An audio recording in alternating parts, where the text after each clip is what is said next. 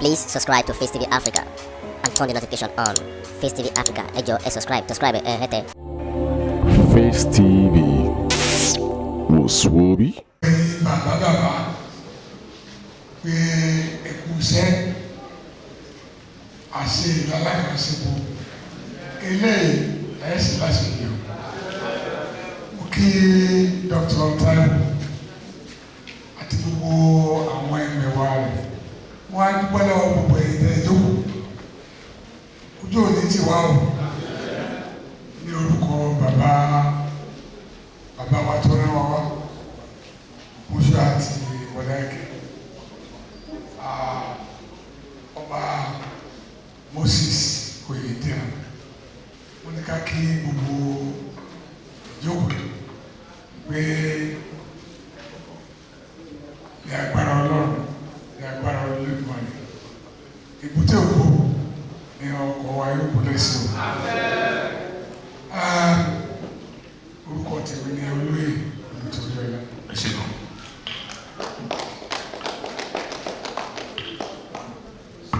Ẹ ṣé gan sir. Dr. Kunle Hamzat. Àtẹ̀wọ́yà gbogbo àbá yín ẹ máa kọ́ ẹ máa pa gbogbo àwọn àgbà àti olùkú mi. Represent Alana Oòduà Professor Banji Akintoye.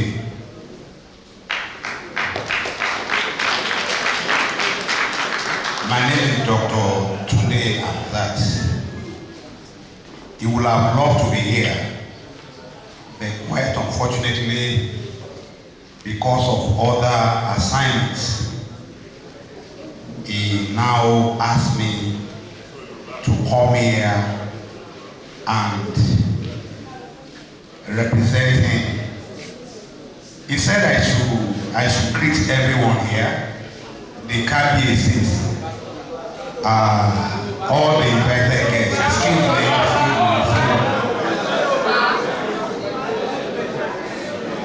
And according to him, that I should remind you that almost a year ago, in the struggle for Yoruba self-determination, we as a people have been admitted into UNPO. That self-determination should not be misconstrued for secession or the breakup of the country. And he said we have our train for Yoruba redemption have since left the station. Nothing is stopping it. Yoruba self-determination is not negotiable, and we are going to achieve this in a peaceful manner. Don't forget, you recall the CFF Constitutional Force Major, the Yorubas, the Lanon, and other sub-ethnic nationalities like the Middle Belt, South, and the Igbos, gave the federal government 90 days, starting from 16 December, to respond to certain irregularities and abnormalities in the polity. That expired on 15th March 2021.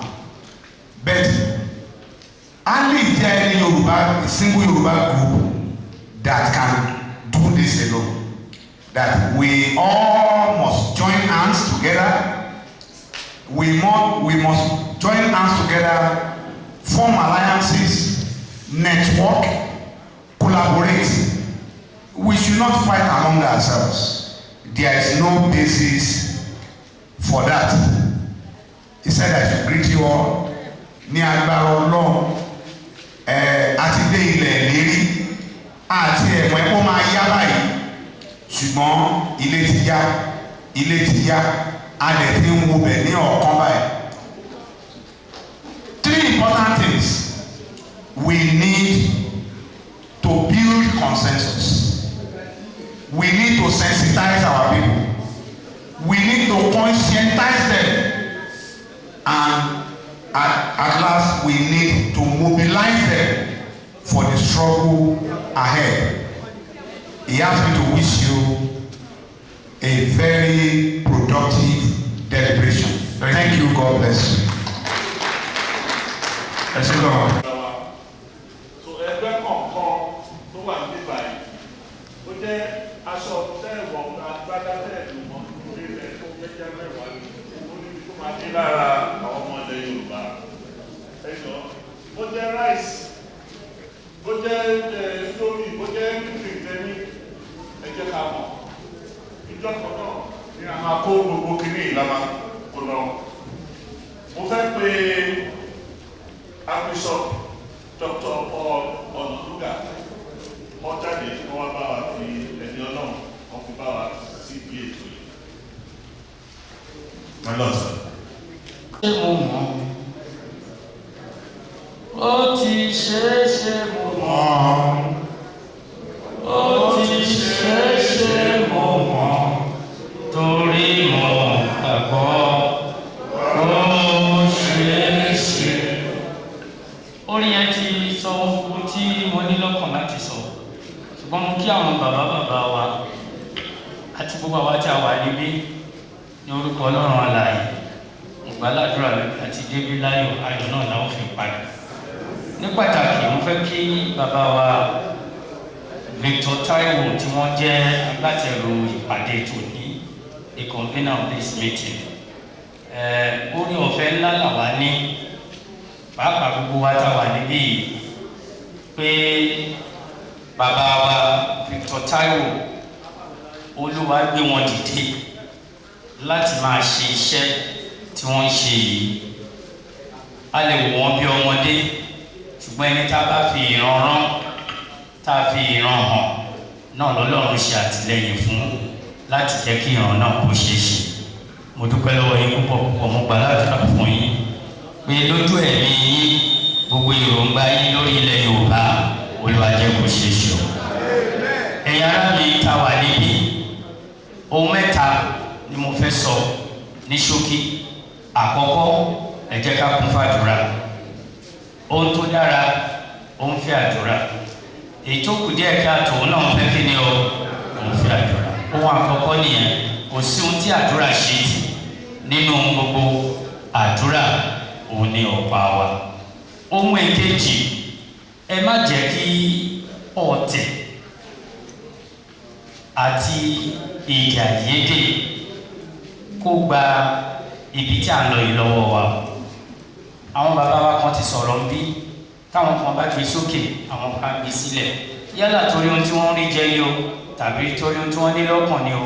Ṣùgbọ́n ohun tèmi mọ̀ ní wípé ìṣọ̀kan wa gẹ́gẹ́ bí Yorùbá òun ló máa mú wa délẹ̀ lórí yẹn. Torí náà jẹ́ kí ọ̀tẹ̀ tẹ̀mbẹ̀lẹ̀kú ìjà àìyedè kó gba ibi tí a ń lọ ó gbà lọ́wọ́ wa. Ohun tó ń tán kò ní gba ìtàn lọ́wọ́ wa. Ohun èkejì tí mo fẹ́ sọ nìyẹn. Ohun ẹ̀kẹta tí mo wá fẹ́ sọ nìyí, oore ọ̀fẹ́ tí ẹnì kọ̀ọ̀kan wá bá ní láti jẹ́ kí iṣẹ́ yìí ó ṣeé ṣe gẹ́gẹ́ bí bàbá wa chairman ti sọ ṣáájú. Ẹ jẹ́ ká ṣe ká má bójú ẹ̀yìn. Ọlọ́run ló ń san ẹ̀san fún ẹ̀dá. Pé a ti ẹ̀ wà níbí ìsìn náà pé orúkọ wa wọ ìwé pé a pẹ̀lú àwọn tó jókòó tá à ń sọ̀rọ̀ nípa ilẹ̀ Yorùbá tó dẹ̀ ṣeé ṣe. Kì í ṣe ohun tá a fẹ́ gbà nísìnyí ló ṣe pàtàkì jù, bí kò ṣe pé ohun tí àwa fẹ́ fi sí kí ohun tí à ń wá yìí kó lè ṣe kí ni o kó lè ṣeé ṣe. Mo rọ̀ wá ẹ má jẹ́ ká bójú ẹ̀yìn. Oore ọ̀fẹ́ tá a bá ní lórí gbogbo project yìí ẹ jẹ́ ká lò, Olúwa yóò sì dì wá mú. I thank you. God bless. Ẹ ṣe pọ̀ sọ. Dr. Nathaniel Adebayo, Dr. Nathaniel Adebayo, Yorùbá Initiative ẹ máa bọ̀. Ẹ jẹ́. Àkókò yìí pẹ̀lú láti kí ọ̀mọ̀wé Victor Taiwo tó gbìyànjú láti gbé irú ètò yìí kalẹ̀. Kò rọ̀ mí lọ́rùn láti máa pe ẹnìkọ̀ọ̀kan nítorí pé mo mọ̀ pé àkókò kúkúrú òun ni ẹnìkọ̀ọ̀kan ní. The Yoruba and Peace Initiative. Àwa sì lónìí àwa méjì la wá láti wá ṣojú ẹgbẹ́ yẹn. Inú mi dùn, ayọ̀ mi kún pé igbákejì ààrẹ wa nínú ẹgbẹ́ yẹn, Chief Olúfẹ́mi Aláfíàlùkù, àwọn náà ń bẹ lórí àga yìí. Mo wòye pé bí ìpàdé tòní tí ò bá ní jásí asán, a gbọ́dọ̀ ṣe àgbéyẹ̀wò àwọn ìmọ̀ràn tó ń bẹ nínú àgbéyẹ̀kọ èyí tí Dr. Comrade Victor Taiwo tó kà. Mo mọ ẹgbẹ́ tí àwa ti wá, mo sì mọ̀ wípé ìkan nínú àwọn nǹkan tí a ń dùn nínú ẹ̀ ó ní ìṣọ̀kan gbogbo ẹgbẹ́ Yorùbá tó bẹ́ẹ̀ gẹ́ tó jẹ́ wípé nígbà tí a bá fi mọ̀ ṣọ̀kan kò sí ẹnikẹ́ni tó lè wà ní àárín wa. Nítorí náà mo wòye wípé ìmọ̀ràn tí Dr. Victor Taiwo gbà wípé ká ní ẹgbẹ́, ká ní ẹ̀ka kan tí ó máa ṣe àkóso gbogbo ẹgbẹ́ Yorùbá lápapọ̀ kí ìṣọ̀kan lè wà, ó jẹ́ ohun tó dáa. Mo lè wòye wípé kànáà tí a bá máa pè é ní CCC, Central Coordinating Committee, yóò dá lọ́pọ̀lọpọ̀ tá a bá bẹ̀rẹ̀ sí pé ní Yorùbá kí gbogbo èèyàn mọ̀ wípé ẹ̀ka yẹn Yorùbá ló ń ṣiṣẹ́ fún. Yorùbá Central Coordinating instead di committee kó jẹ́ council. Àwọn ìyókù tó ń bẹ ní abẹ́rẹ́ kí wọ́n jẹ́ committee. Mo rí wípé olóyè Dèjì Òṣìbọ̀gbọ̀ ti bẹ̀rẹ̀ sí kọ́ mi lójú níhìn-ín. A ṣe àgbéyẹ̀wò gẹ́gẹ́ bí ẹgbẹ́, a fìwé ṣọwọ́, a faramọ́ wípé kí ilẹ̀ Yorùbá kó wà ní àlàáfíà, kí àwọn ẹ̀yà yòókù kí wọ́n má kó wa lẹ́rú. A sì faramọ́ gẹ́gẹ́ bí ẹgbẹ́ ohunkóhun tí ó yọ Yorùbá kúrò ní oko ẹrú. Ilẹ̀ Yorùbá yóò máa tẹ̀síwájú, agbára Ọlọ́run ló tì wá lẹ́yìn. Àwọn Odùduwà pàápàá agbára wọn tì wá lẹ́yìn, á sì dé ibi tí à ń lọ. Ẹ ṣe lọ́pọ̀.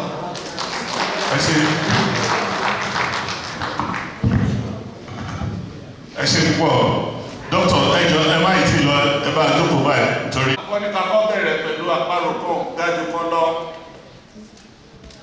A ní ká fi etí àwọn àgbà síwájú. Ní àìpẹ́ yìí, the next 2 weeks, pẹ̀lú gbogbo akitiyan tá à ń ṣe, àfẹ́ sọ gbogbo ẹ̀tàn lẹ́nu. Ṣùgbọ́n ojú ní in the next 2 weeks lágbára Ọlọ́run, inú yá dùn gan-an sí nǹkan tó ń ṣẹlẹ̀ nílẹ̀ Yorùbá. Torí a ti gbẹ́sẹ̀ lẹ́nu. Èmi bẹ̀ fi yé yín wípé tèmi kọ́lọ̀ ń bẹ́ẹ̀ ni gbogbo wa sí. Ibi tí àwa kan bá wà, òótọ́ ilẹ̀ Yorùbá ajáde ńbẹ̀. Ẹ ṣe púpọ̀. Ó kù ẹnìkan àwa ká ètò ẹ̀. Mi ò fẹ́ káwọn jagunjagun wá kó sọ̀rọ̀ àtọ̀. Torí ẹ̀yà ó nídìí gbọ́dọ̀ máa fi gbogbo nǹkan tí ọba ní hàn. Ẹlòmíì ara lè tánṣẹ̀ kọ́kọ́ mú bọ̀n àbí kó mú àṣẹ kọ́kọ́ ṣe ẹnìkan kọ́ ní ṣubú wá níyè ọdún bẹ̀rẹ̀. Ẹ jẹ́ ká èyí fi wọ́n pa wọ́n.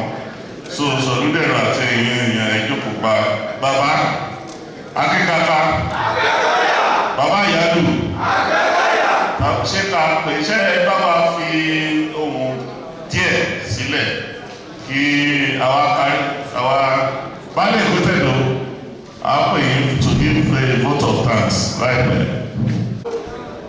Ẹ kú jókòó òní bẹ́ẹ̀ o, ní agbára náà lọ́rùn, kí Ọlọ́run bá dẹ̀ ní wá sí. Ìṣọ̀kan tá a bá wà náà tó jù, tá a bá ti ní ìṣọ̀kan pẹ̀lú àgbà, àgbà ìfúlàní àgbáyé kí ló dé sí. Àmọ́ fúnra wọn ni wọ́n yọ owó ara wọn lọ.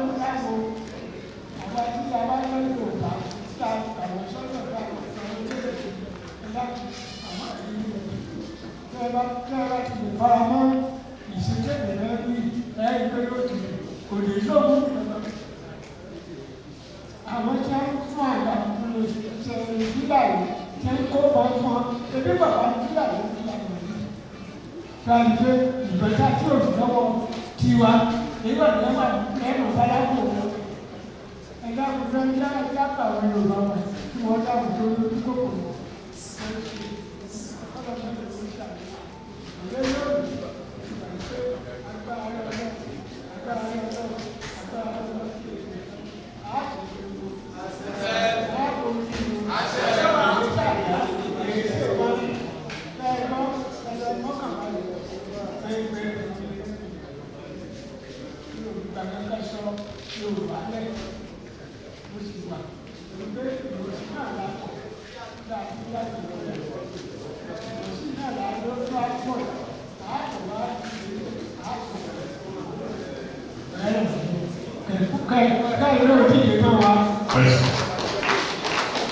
ẹ ṣe bàbá ẹ bá gbé fún bàbá kíkàtà.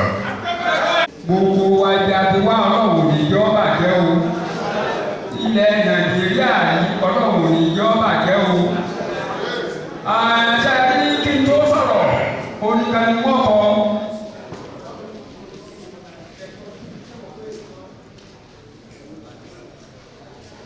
orin tí mo ní mọ́kọ ọ̀hún gbogbo ọba sì rówó mo lè má kọ̀ mọ́ torí kó má jẹ́ pé yóò bá apá kan wí lóró ní tí ìgbà kọ́ ni pé ọmọ àbàdé ṣẹ́rú ẹnì kọ̀ọ̀kan òwò wa rí nìbàdàn òwò wa rí nígbà tẹ́ wá ti ti lẹ́yìn pé kọ́ torí mo fẹ́ kọ́ ọmọ àrẹ pé mo ṣe bàbá sẹ́rí tí mo fẹ́ sọ fún wa ọlọ́mọdé kan wọ́n bàjẹ́ kékeré wọ́n rí mi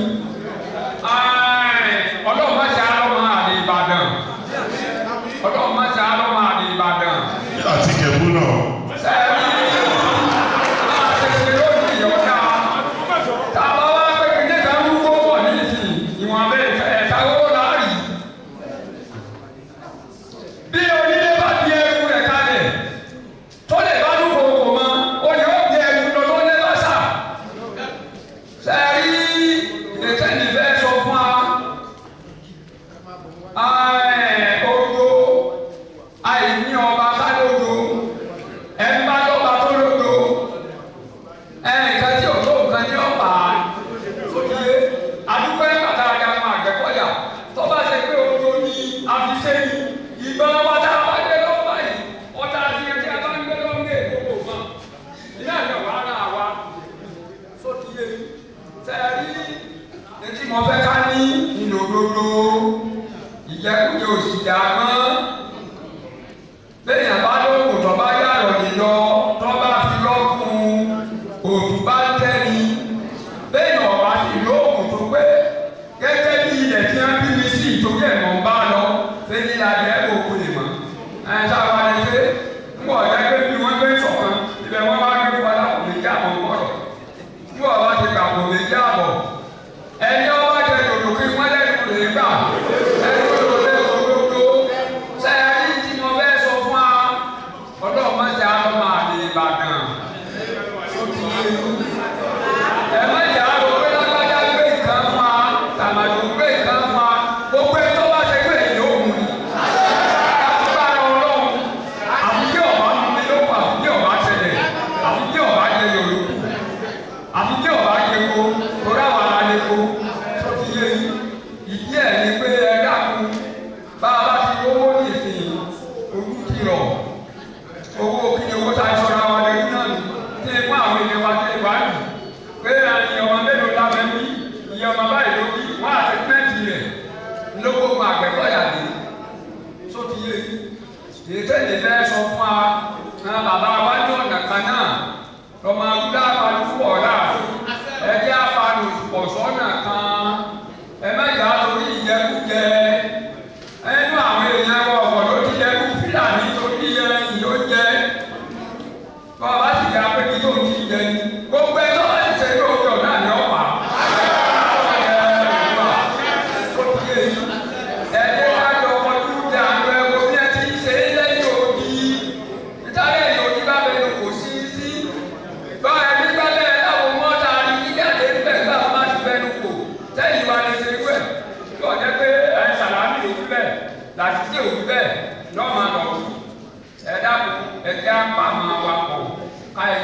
kan àwọn bàbá wa kòwé kan wọ́n ní ẹ̀tọ́ wọ̀lọ́wọ́ onípọ̀mí jùlọ́kọ̀ kan bọ́ká bá ṣáájú nípa ọmọlẹ̀ tẹ̀lé tó lò láwọn olùkọ́ lẹ́yìn ẹ̀ nígbà tí èèyàn márùn-ún lọ tẹ́yìn kan pọ̀ lẹ́yìn tó ní ìjọba rí àwọn wèrè tẹ́yìn márùn-ún wèrè ní Amẹ́ríkà èyí tẹ́yìn fẹ́ ni pé ibi à ń lọ ẹ̀mẹ́jà tó ní ìjẹkújẹ káwọn tó ní ẹ̀ẹ́dẹ̀ẹ̀dẹ̀ ọlọ́wọ́ dáa sí ọlọ́wọ́ jọjọ́ wo kò bá ní láyé.